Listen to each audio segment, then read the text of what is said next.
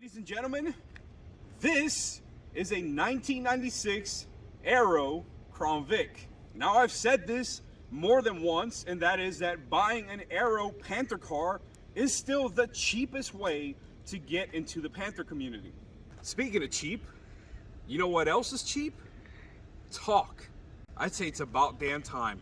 It's been long overdue for the Aero style Panther cars to get the much needed love and attention they so rightfully deserve. We're talking tips, tricks, and modifications that will turn this car from Sunday church to traffic school. The fact that these are now becoming the entry-level Panther cars to get into these days is actually kind of concerning. Seeing as how the prices on the later model Panther cars have skyrocketed in the last few years. These Aero body style Crown Vics and Panther cars are the last of a dying breed. Hell, you can literally go on Marketplace at any given day and still find these cars in this shape. It's a little bit rough, but it's been well maintained for literally under $2,000. That means the time has never been better to buy one of these. Boys and girls, let's make the Aero Vics cool again.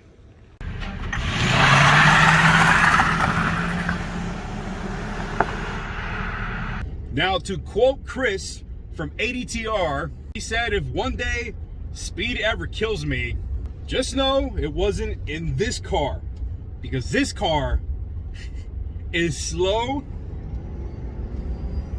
as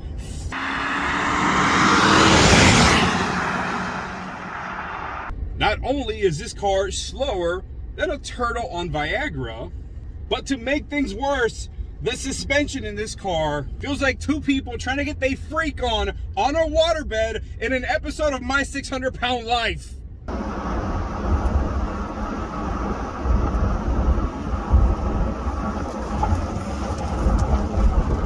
Hell, the steering wheel feels looser than a twice divorced single mother of 6.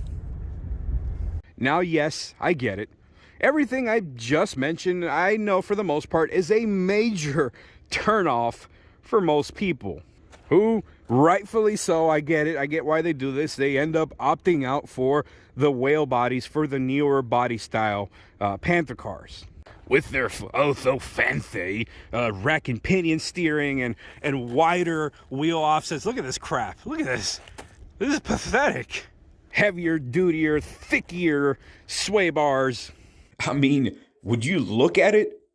You can't make this shit up. Literally, grandma owned. It even comes equipped with the Jesus fish in the rear and the Jesus tag in the front. That's how you know this motherfucker's serious. And you better believe I'm not getting rid of any of those things either. No, but seriously, I was sitting here trying to get the thumbnail picture for this video. And man, like I said, unless you're a hardcore Panther car lover, this car is definitely an ugly duckling. It is hard to look at. I was trying to find a good angle where the car just doesn't look. I promise you guys, stick with me, stick with the process. We're going to make this thing. We're going to make Aero Vics, Aero Panther cars cool again. I promise you, I got some wild stuff up my sleeve. Real quick, let's talk specs for all my Crown Vic and Panther car nerds out there, shall we? Ah, ain't she a beaut. All right, so this is a 1996 Crown Victoria LX. This is a P74. Now, it did come with a few sportier options, like these oh so sporty 215 70 R 15-inch sport wheels. 15 inches, boys. 15 inches. Ain't that something? And it did come with a more luscious, luxurious interior. You can even control your seats from the side. It's got the wood trim all inside, as you guys can see. And of course, the game-changing lift-assisted trunk. Look at that. Don't you P71 boys wish you had that, huh? Yeah, I know you do. Since this is a 96, at this point, this is literally just another regular Crown Vic at this point. the same trunk we are all used to and love by now. Thing is massive. It's literally a carbon copy. At this point, this is pretty much the same thing as the newer Vics. Actually, fun fact, you could literally swap out the front fenders, the header panel, the front bumper, the headlights, and the hood. Literally, you can have yourself a modernized front end of the bubble Crown Vics, or as we like to call them, the whale bodies. Now, under the hood, we have nothing special and spectacular. We have the standard 4.6 liter 2-valve V8 making 190 earth-shattering horsepower. Now, all jokes aside, this car, literally, you can steer. I can steer this with one finger. Backcountry roads, literally steering it with one finger. That is absolutely ridiculous. But that weighs 4,000 pounds.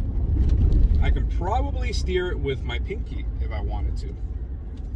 You know? If you look past the ripped seats, some of the rattles and squeaks, it's a pretty damn luxurious ride for under $1,500, which is what this thing costs. This was under $1,500. Actually, it was $1,300.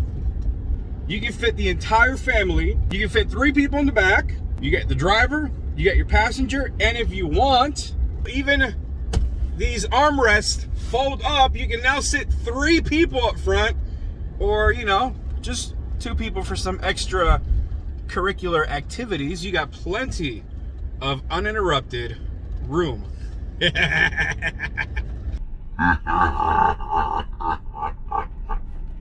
So if you really wanted to leave this car stock, you are more than welcome to. You'd have a reliable, comfortable, long-lasting, easy to maintain Panther car. But you already know what channel this is. This is Mr. Random Reviews, aka the Crown Vic Godfather. We've had lifted Crown Vics on the channel. We've had Cobra swap Crown Vics, Cobra Roush Crown Vic, 6-speed swap Crown Vic, Bullet Crown Vics. I've had cut in half, fire-breathing, burnout Lincoln town cars, to my latest abomination, the T56 6-speed swapped LS Crown Vic.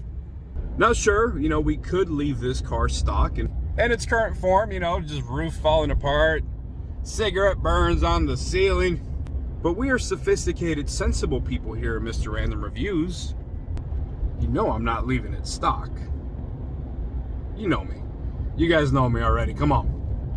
Which brings us to what I plan on doing to this car. We're going to be giving this car a complete makeover. We're going to add some parts to this car that are so rare that I'm literally having to buy another Crown Vic just to be able to install it on this car. All the Aero Crown Vic people know exactly what I'm talking about. Like I said, we're going to touch the suspension, front and rear. We're also going to do some cosmetic modifications, some quality of life improvements. We're going to change up the wheels. Oh man, this thing is going to look so crazy with the wheel setup that I'm going to go with. We're going to change up the exhaust, go with some proper true duals. This thing's going to sound like a beast. This whole front end situation is going to change. Then we're going to leave the best for last, the engine and the transmission. At first, I want to modify the stock 2-valve that this thing comes with and try to push it to the limits. But as far as the transmission goes, I do want to go with a 5-speed swap. Like Yeezy said, we can build it stronger, better, faster, longer. I don't know, you get what I'm saying. Folks, this is the beginning of Project Bad Grandpa. I want to make this the nastiest sleeper that'll ever pull up next to you at the red light. You'll never see this thing coming. Well, you kind of will because it's a giant freaking boat. But I think it's about damn time we start showing the Aero body styles some love. Let's show them some attention. If you're watching this now, you might want to open up your marketplace and start looking and making some offers, because I'm gonna make these bad boys cool again.